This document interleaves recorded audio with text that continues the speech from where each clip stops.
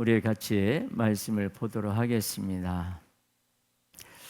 창세기 9장 18절에서 27절 말씀입니다.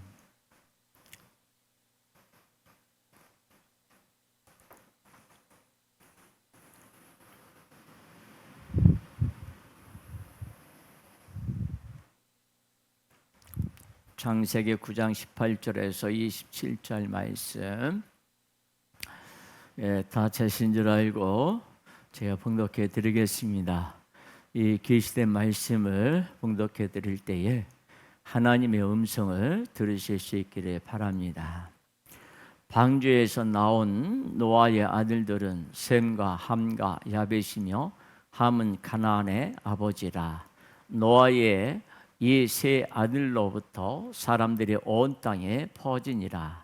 노아가 농사를 시작하여 포도나무를 심었더니 포도주를 마시고 취하여 그 장막 안에서 벌거벗은지라.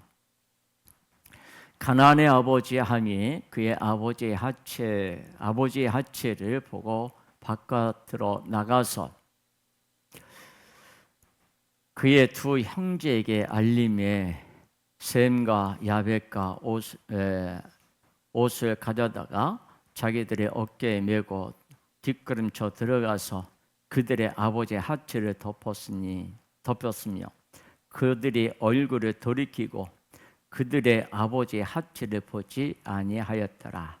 노아가 술이 깨어 그의 작은 아들이 자기에게 행한 일을 알고 이에 이르되 가나안은 저주를 받아 그의 형제의 종들의 종이 되기를 원하노라 하고 또 이르되 셈의 하나님 여호와를 찬송하리로다. 가나안은 셈의 종이 되고 하나님이 야벳을 창대하게 하사 셈의 장막에 거하게 하시고 가나안은 그의 종되게 하시기를 원하노라 하였더라. 아멘. 한 주간 참 많이 더웠죠. 햇빛이 참 강했는데 오늘은 보니까는 좀 바람도 불고 바깥에 나가 보니까는 또 시원하기도 합니다.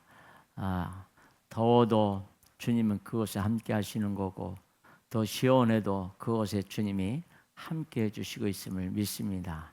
특별히 오늘 이 시간에 주님이 또 우리를 불러주셨는데 말씀 속에서 예수님을 만나는 그런 은혜가 있기를 주님의 이름으로 축복합니다.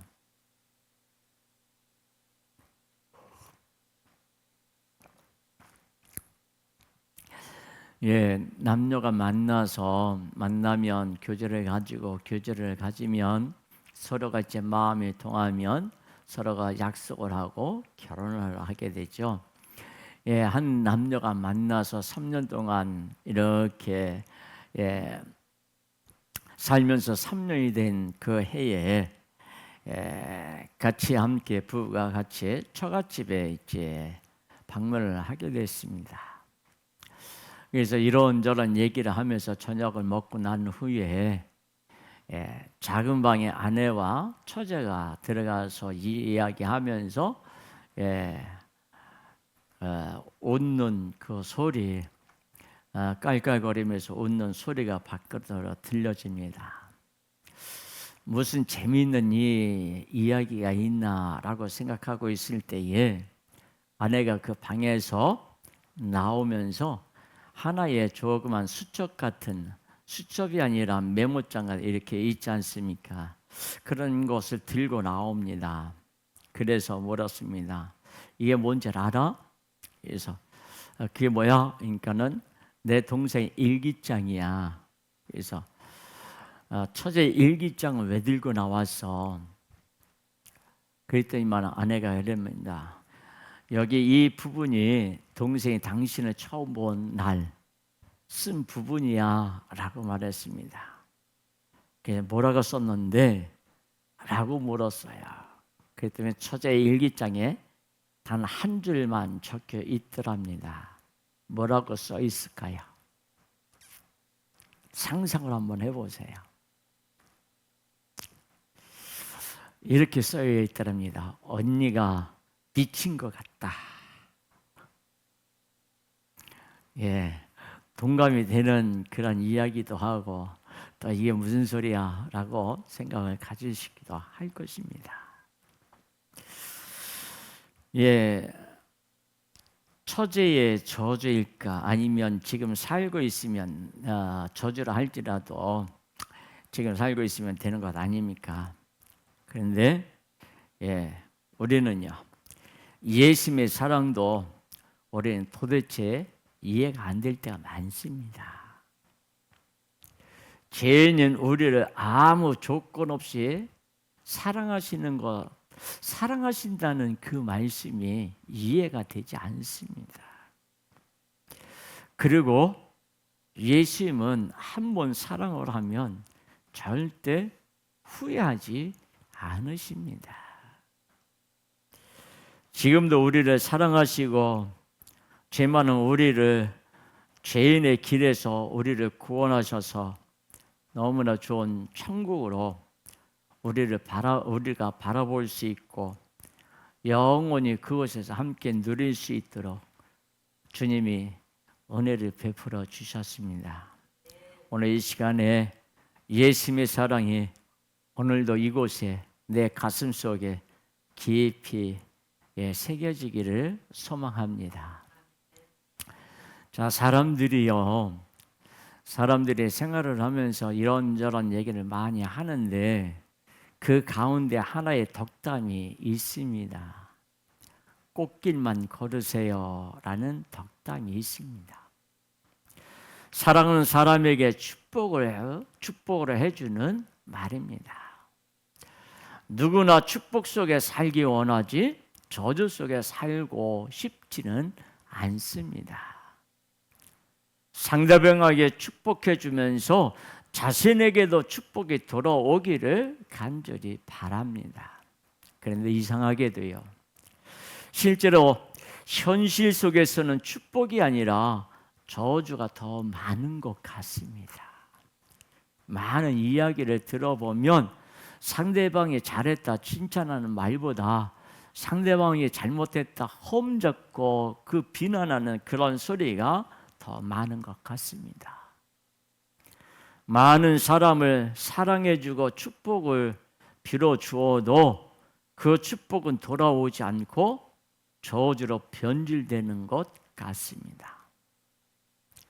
나름대로 착하게 잘 살았는데 하나님이 있다면 왜 나에게 축복을 안 주실까? 왜 저주를 안 막아주실까? 많은 이들이 이런 답답함을 가지고 있습니다. 오늘 밤이라도 하나님이 우리에게 나타나셔서 그런 많은 사람들이 줄지어서 사고 있는 로또 번호라도 알려주신다면 정말 좋겠지만 그런 축복이 오기까지는 순번이 많이 밀려 있는 것 같습니다. 태어났더니 재벌 2세다 3세다 중동 왕자다 이러면 얼마나 좋을까요? 그런데 하필이면 정치는 시끄러우면서 서로 비난하고 경제는 여기저기서 힘들다고 아우성을 치고 있고 사회적으로는 문제도 많은 이런 나라에서 왜 태어났을까? 왜 이런 지역에서, 왜 이런 환경에서 살아야 할까? 신세 한탄하다 보면 쌓이는 건 무엇입니까? 원망과 비난뿐입니다. 사랑이라는 말은 참 많이 들리는 것 같은데 실제로 사랑받으면서 축복의 삶을 살기란 먼 세상 이야기 같은 현실.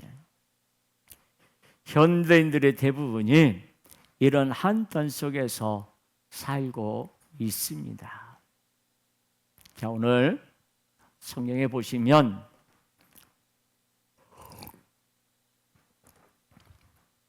노아도 사랑하는 아들들에게 축복보다 저주가 먼저 나가는 안타까운 모습이 나오고 있습니다. 노아의 가족들이 방주에서 내렸습니다. 그리고 다시 인류의 역사가 시작됐습니다. 비록 전 지구적 홍수, 곧 대격변 때문에 처음 창조 때보다는 환경이 극히 안 좋았지만 그래도 사람이 살기에는 여전히 좋은 환경이었습니다. 그렇게 노아의 세 아들로부터 사람들이 온 땅에 퍼져 나갔습니다. 포도나무를 심은 것처럼 곳곳에 농업도 잘 되었고 목축업도 잘 이루어졌습니다. 인구가 급격히 증가하면서 인류가 퍼져나가고 있지만 정작 노아는 알게 모르게 스트레스가 아주 심했습니다. 노아와 같은 그런 비슷한 연배는 어디에도 존재하지 않았고 친구가 없는 상황은 외로움으로 이어졌습니다. 그래서 노아는 세상의 괴로움과 아픔을 잊기 위해 포도주를 마셨습니다. 성령이 오시기 전까지 세상의 괴로움과 아픔을 잊도록 술에 취한 것과 성령에 취한 것은 매우 비슷했기에 기분 좋은 기분을 느끼라고 하나님은 술을 허락하셨습니다. 포도주를 마시고 취한 노아는 그만 하체가 드러난 줄도 모르고 그대로 쓰러졌습니다. 바로 그때 함이 노아를 찾아왔고 술에 취해 무아지경 속에 누워있는 노아를 바라보면서 당황한 함은 아버지 노아의 상태를 셈과 야벳에게 찾아가서 말했습니다. 함의 말을 들은 셈과 야벳은 조심스럽게 옷을 가져와서 누워있는 노아에게 뒷걸음질 쳐서 들어가서 벌거벗은 모습을 덮어드렸습니다. 이후 우리가 잘 알고 있는 대로 잠에서 깨어난 노아가 셈과 야벳은 축복하고 함은 저주합니다. 그런데 함의 입장에서는 억울함이 있지 않겠습니까? 어떻게 대처해야 할지 형제들에게 찾아가서 상의를 했을 뿐인데 아버지에게 저주를 받았습니다. 무엇보다도 아버지가 아들을 저주한다는 것이 상식적이지 않습니다. 그렇다면 함이 평소에 불량하여 아버지를 사랑하지 않았고 반대로 셈과 야벳은 아버지를 많이 사랑했을까요? 10손가락 깨물어서 안 아픈 손가락이 없다는데 왜 노아는 단 한 번의 사건으로 어떤 아들은 저주하고 어떤 아들은 축복을 했을까요? 그렇다면 주님은 오늘 본문에서 무엇을 말씀을 하시려는 걸까요? 하체를 드러내는 것은 수치와 허물을 의미하기에 모세 율법에서도 하체를 드러내지 말라고 말합니다. 그런데 처음 인간은 몸에 아무것도 걸치지 않았고 하체도 가리지 않았습니다. 다시 말하면 처음 인간에게는 수치와 허물이 없었습니다. 하나님의 사랑이 모든 것을 다 덮어주었기 때문에 처음 인간은 아무것도 걸치지 않았어도 부끄러워하지 않았습니다. 그러나 인간이 하나님에게서 등을 돌리면서 인간의 눈에 부족함이 수치와 허물이 보이기 시작했습니다. 하나님의 사랑을 알지 못한 인간은 하나님과 같지 않은 것을 수치와 허물로 여겼어요. 그리고 선악과를 금지한 하나님의 명령을 부당하게 생각하면서 하나님의 허물로 보았습니다. 결국 하나님의 사랑을 저주로 오해한 인간은 하나님의 명령을 거역했습니다. 이제 하나님이 없는 인간은 고아처럼 되어서 가려질 자가 없어졌습니다. 작은 수치와 허물도 스스로 어떻게 해야 돼요? 가려야 하고 도저히 가려질 수 없는 수치와 허물, 죄로 인하여 모든 인간은 죽음이라는 형벌을 마주하게 되었습니다. 그렇게 타락한 인간은 잠시만 방심해도 끝없이 쌓여만 가는 온갖 수치와 허물 속에서 축복이 아니라 저주의 굴레 속에서 괴롭게 살아가고 있습니다. 한 번의 실수로 아버지의 저주를 받게 된 함. 그런데 오늘 본문의 말씀은 성경의 대표적 난의 구절입니다. 솔직히 남의 집 사정은 남이 잘 알 수 없습니다. 실제로 함은 효자인데 하필 그날 사랑하는 아버지가 처음 보인 모습을 보고 걱정이 되어서 형제들에게 찾아가서 이 문제를 상의하러 형제들에게 속히 갔던 것 아닐까요? 그리고 평소 함을 미워했던 그 셈과 야벳이 기회를 포착했다고 해서 아버지의 하체를 덮어드리고 함을 모함했던 건지 어떻게 알겠습니까? 이 하나의 사건으로 아버지가 아들을 저주한다는 건 노아라는 사람을 봤을 때 앞뒤가 맞지 않습니다. 하나를 보면 열을 안다고 하니 함은 원래 눈밖에 난 그런 자였습니까? 아버지를 사랑하지 않고 싹수 없이 나쁜 자들은 애초에 방주에 타지도 않았습니다. 오늘 노아의 축복과 저주는 윤리적인 의미가 아닙니다. 노아가 함을 저주한 건 함의 후손들이 강성하여도 메시아는 함의 후손으로 오시지 않는다는 의미입니다. 그리고 셈을 축복한 것은 셈의 후손들이 연약하다 하더라도 셈의 후손을 통하여 메시아가 구원자가 오신다는 의미입니다. 예수님을 빼고 윤리로 성경을 해석하면 흑인이 노예가 된 것이 합당하다는 엉뚱한 이야기만 하게 되면서 진리는 완전히 왜곡하고 사라집니다.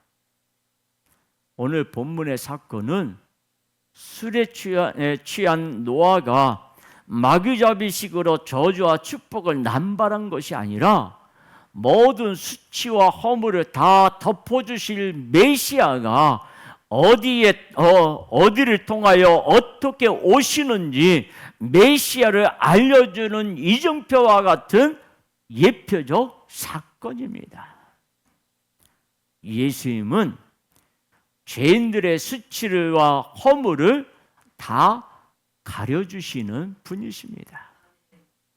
죄인의 수치와 허물을 전부 덮어주시기 위해서 모든 수치와 허물을 대신 다 뒤집어 쓰고 자기 하체를 다 드러내는 참혹한 수치를 예수님은 홀로 다 담당하셨습니다.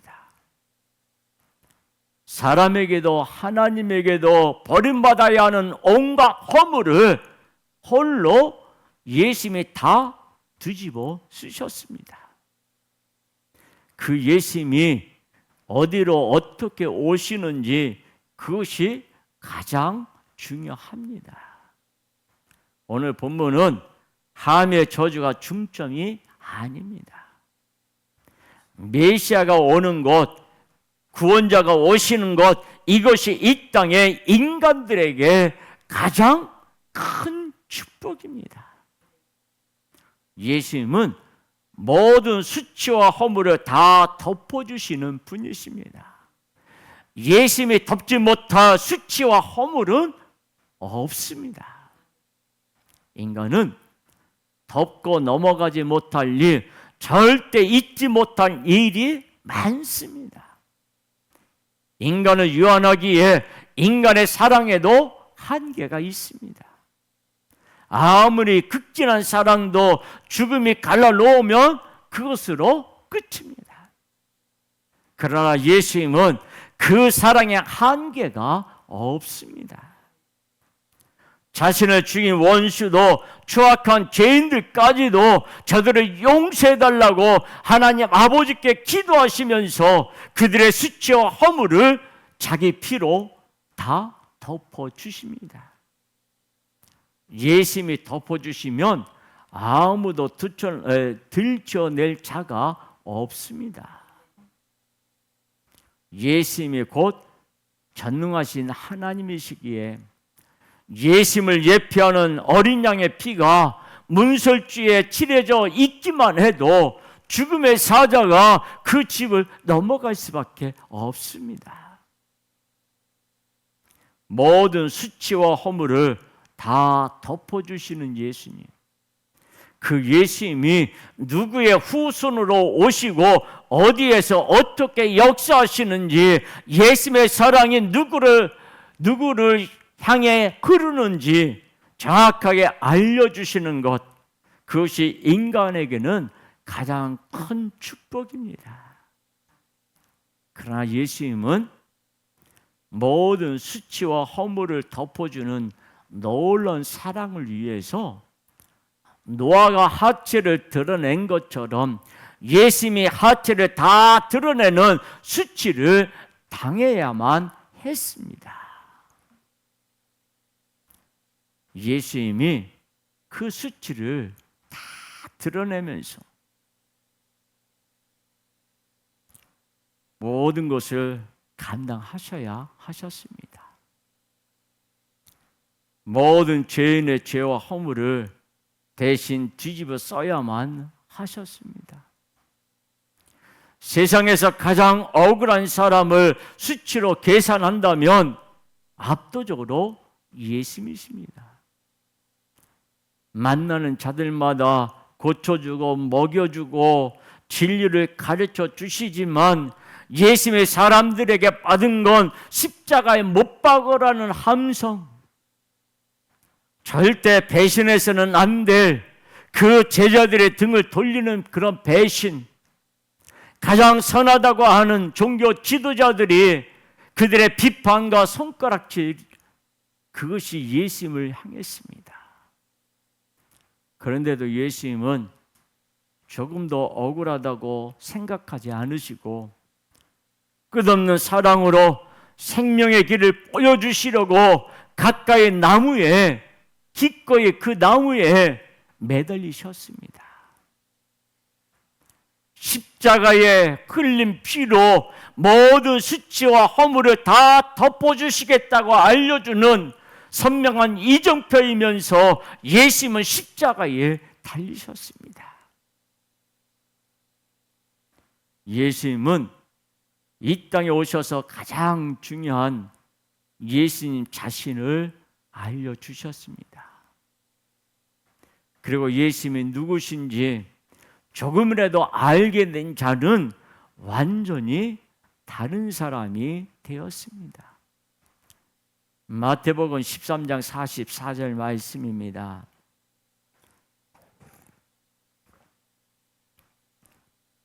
마태복음 13장 44절 말씀, 우리 같이 함께 한 목소리로 같이 읽습니다.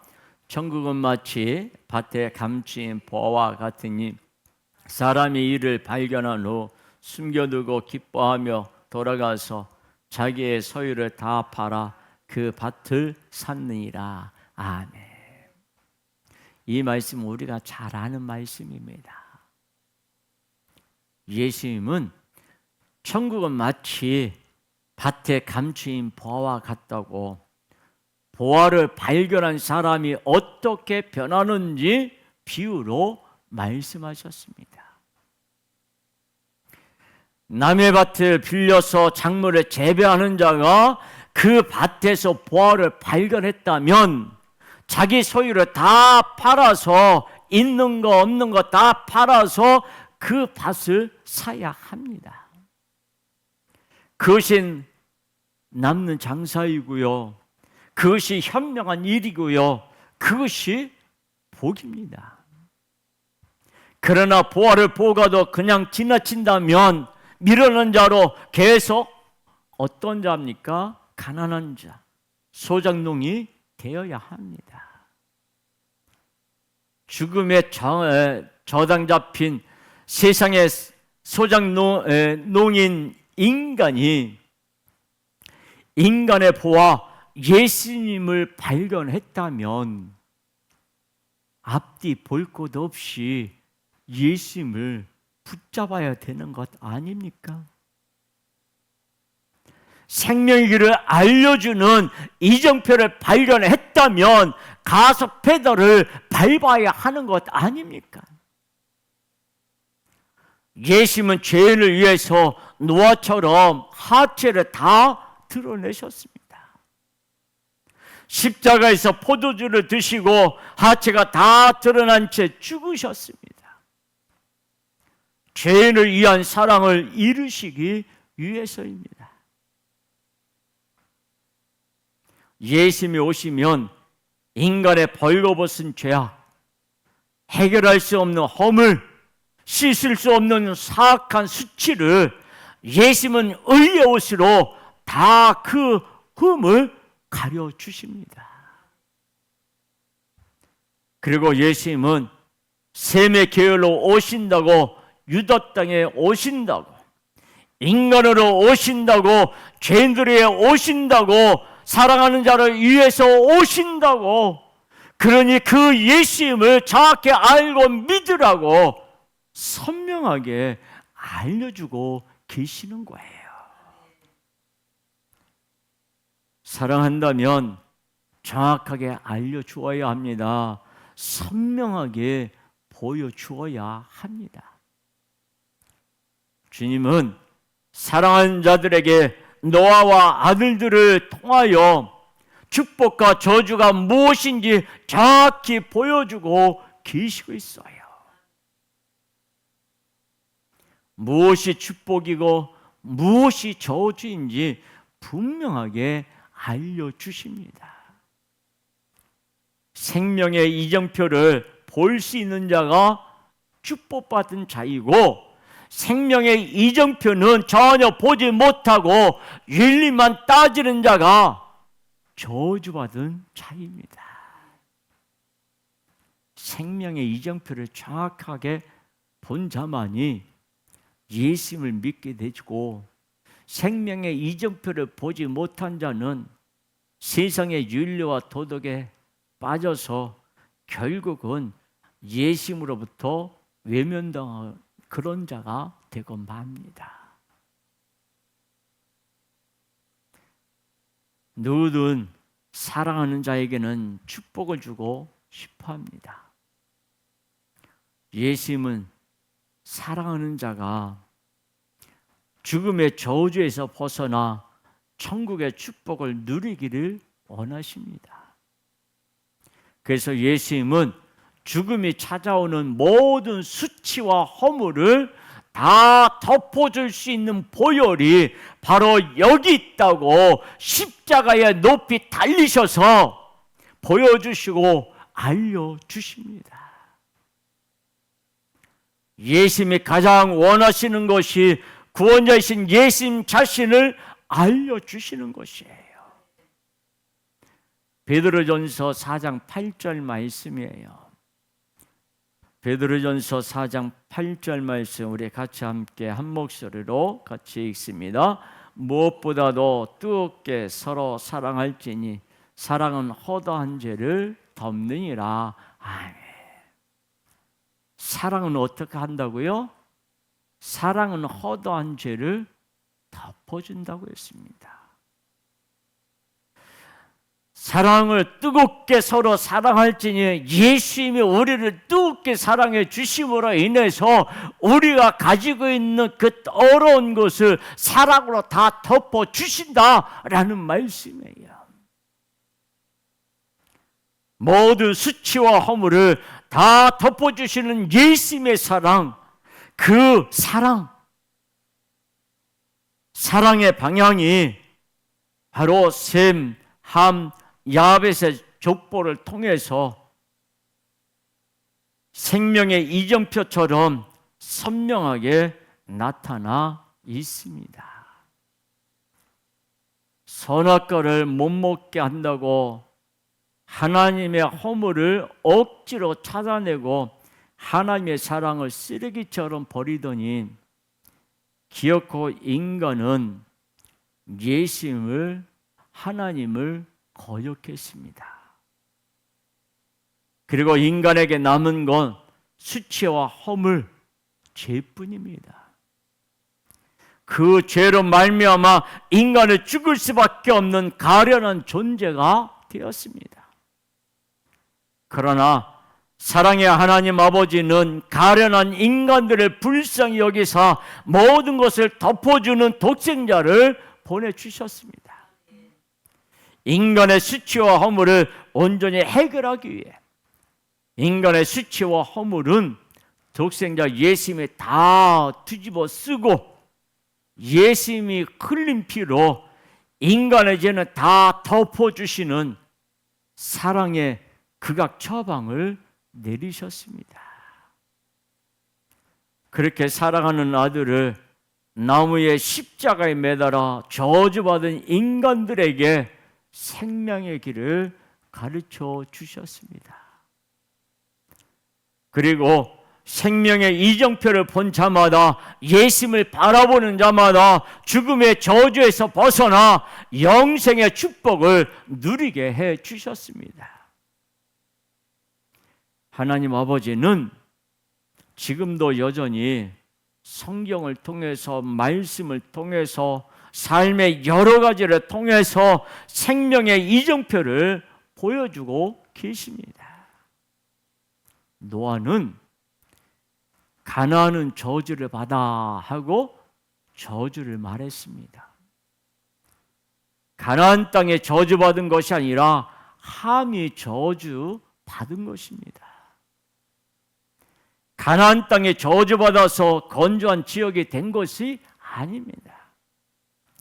하나님은 이스라엘에게 젖과 꿀이 흐르는 땅으로 가나안을 말씀하셨습니다. 저주의 실체는 함의 자손으로는 메시아가 오지 않는다는 것입니다. 셈을 축복한 이유는 셈의 자손으로 메시아가 오시기 때문입니다. 죽을 수밖에 없는 인간에게 메시아 구원자가 오시는 것보다 더 큰 축복이 어디 있습니까? 오늘 본문은 노아 후손들에 대한 족보 이야기의 서론입니다. 성경의 족보는 메시아 구원자가 어떤 통로로 오시는지에 대한 생명의 이정표입니다. 이 땅에 사람으로 오신 하늘 보좌의 하나님, 그분이 끝없는 사랑으로 죄인들의 수치와 허물을 다 덮어주셔서 죽음의 권세에서부터 자유롭게 노임받아 천국을 소유하는 축복을 안내하는 이정표입니다. 우리가 성경을 보게 되면 족보의 이야기가 있는데 그 나온 사람 다 기록하진 못해요. 어떻게 기록한지 아세요? 예수님이 어떤 계율을 따라서 오신다는 사실을 보여주고 있는 거예요. 예수님 중심으로 성경을 기록하고 있는 거예요. 노아와 아들들은 축복과 저주를 말하고 들을 때 성령에 이끌려 말하고 들으면서 메시아가 이렇게 오시는구나 하고 메시아에 대한 것들을 어느 정도 알게 되었습니다. 인간이 생각하는 저주와 축복이 아닙니다. 부자 간의 갈등도 아닙니다. 이후 노아가 350년을 더 살면서 어떻게 살았을까요? 주님께 돌아오라고 메시아를 기다리라고 오실 메시아가 어떤 수치와 허물도 다 덮어서 살려주신다고 외치고 또 외치지 않았겠습니까? 주변에 보면 탄식 속에 사는 사람들이 하나둘이 아닙니다.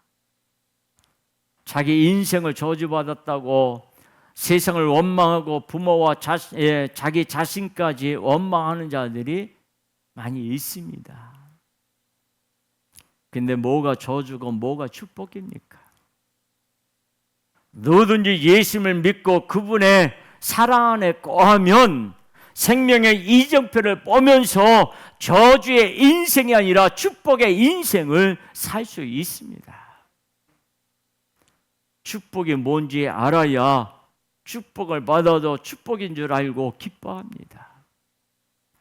축복과 저주를 모르면 마귀가 시키는 대로 모든 것을 저주로 봅니다.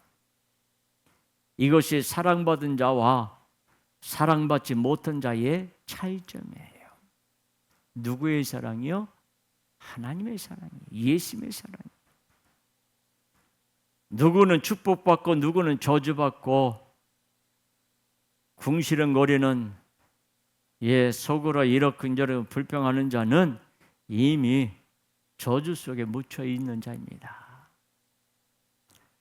예수님이 대한민국에 이 땅에 부흥을 허락하셨습니다.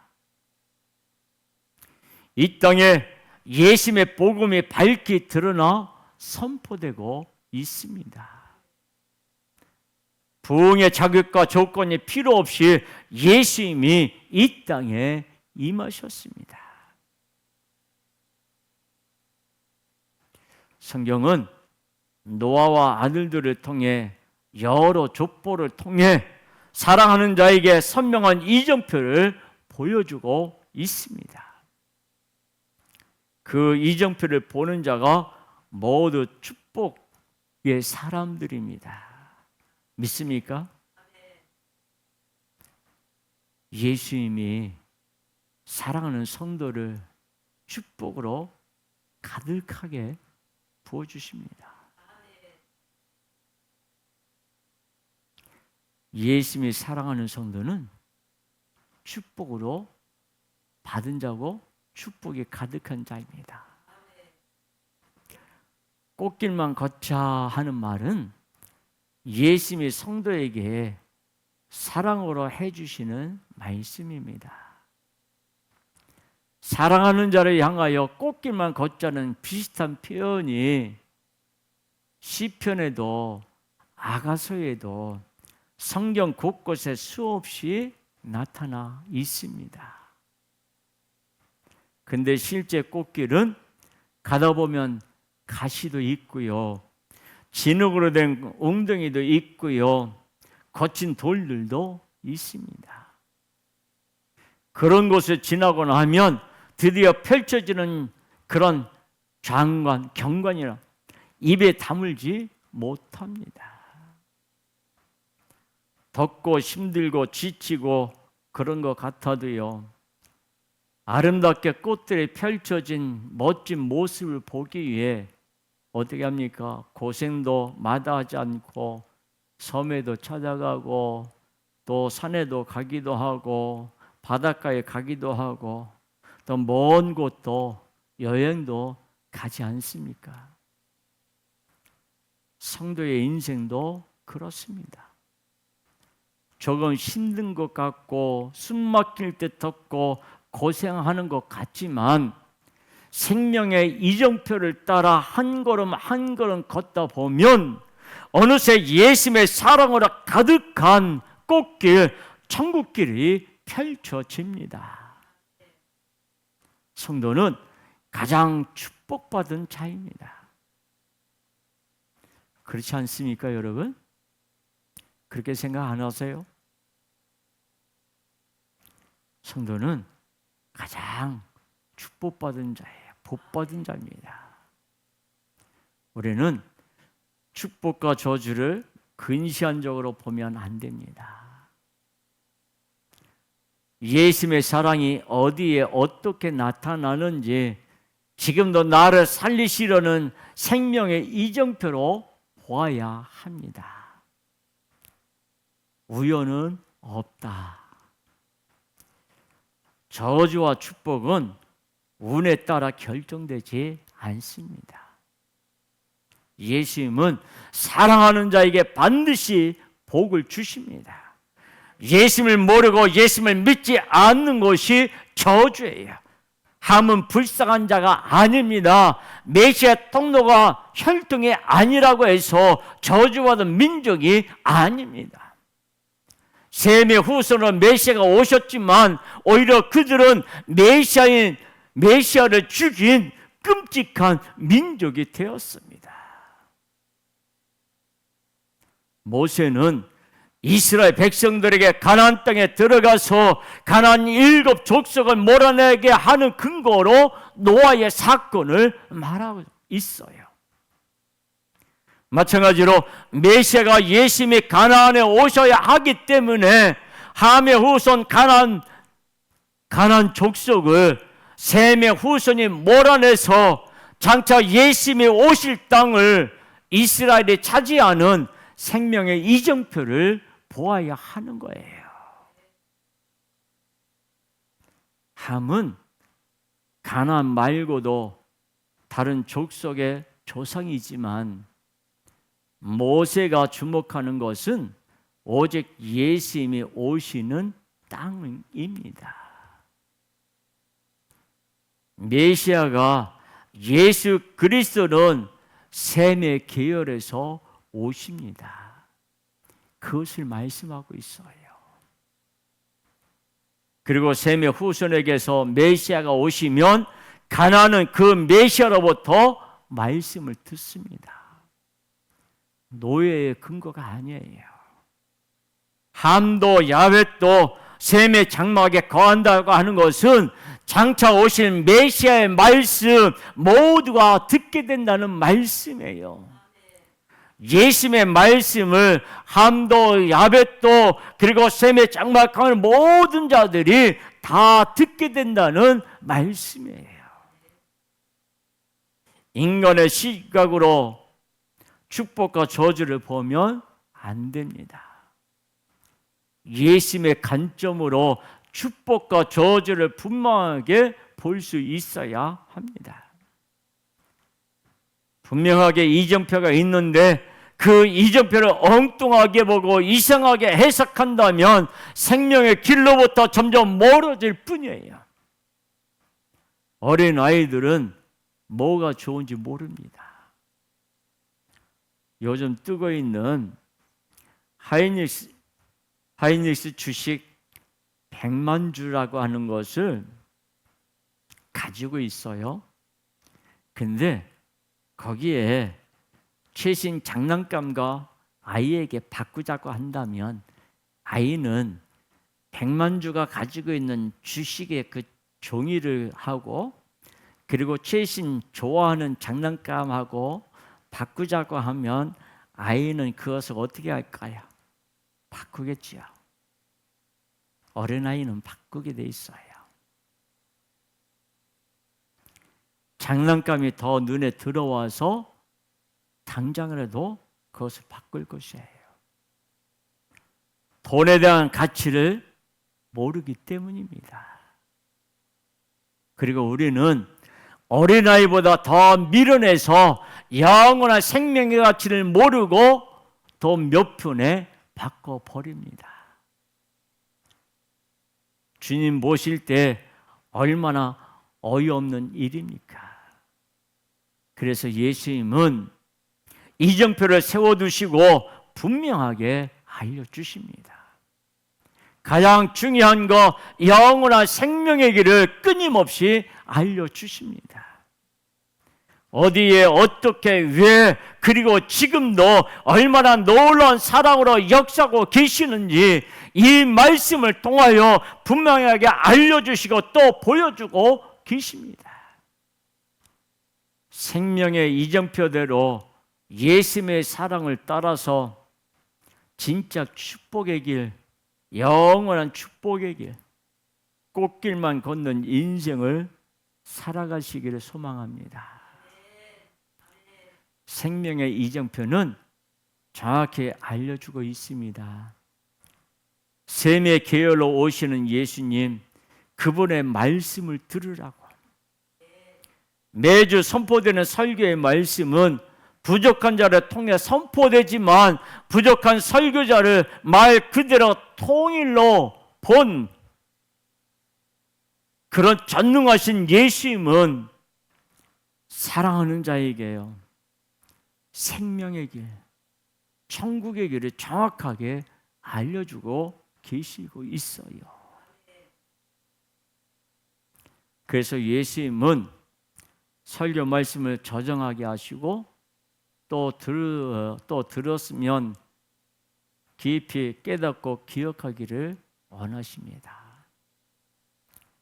이정표를 못 봤다면 다시 고개를 돌려서 정확히 보아야 하고, 내비게이션이 있죠.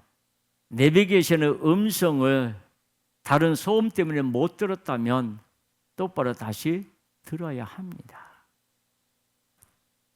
인터넷이 발달한 요즘은 너무나 좋은 시대입니다. 또한 악한 인간들이 네티브 같은 좋은 수단을 자기 소견에 옳은 대로 마음껏 말하면서 주장하는 안 좋은 시대이기도 합니다. AI로 거짓 정보를 만들고 가짜 뉴스까지 마구 찍어내는 시대, 뭐가 축복이고 뭐가 저주인지 헷갈리는 시대입니다. 그러나 오늘 성경은 똑똑히 말하고 있습니다. 정확하게 말하고 있습니다. 셈의 계보로 오시는 예수님의 말씀을 들으라고요.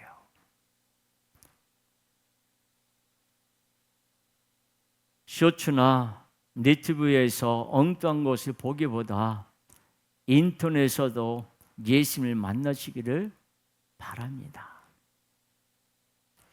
매주 저장되는 설교 말씀을 다시 또 들으시면서 예수님의 사랑에 가득 담긴 사랑의 이정표, 선명하게 보여주는 축복의 인생을 살아가실 수 있기를 바랍니다. 그래서 오늘 가셔서 이번 주에 다시 한번 말씀을 들어보실 수 있기를 바랍니다. 유튜브에 들어가서 그 유튜브를 통하여 예수님이 나에게 하시는 말씀, 생명의 이정표가 어떻게 왔는지, 어떻게 보여주시고 있는지 정확하게 다시 한번 들으시고 그리고 느끼시고 고백할 수 있는 그런 모습이 되기를 원합니다. 저는 우리 모든 성도들이 하나같이 예수님의 말씀을 정확하게 듣고 그 길을 걸어갈 수 있는, 생명의 길을 걸어갈 수 있는, 복과 구원의 길이 주어진 그 길을 걸어갈 수 있는 그런 모든 분들이 되기를 소망합니다. 그런 분이 되기를 주님의 이름으로 축복합니다. 기도합니다.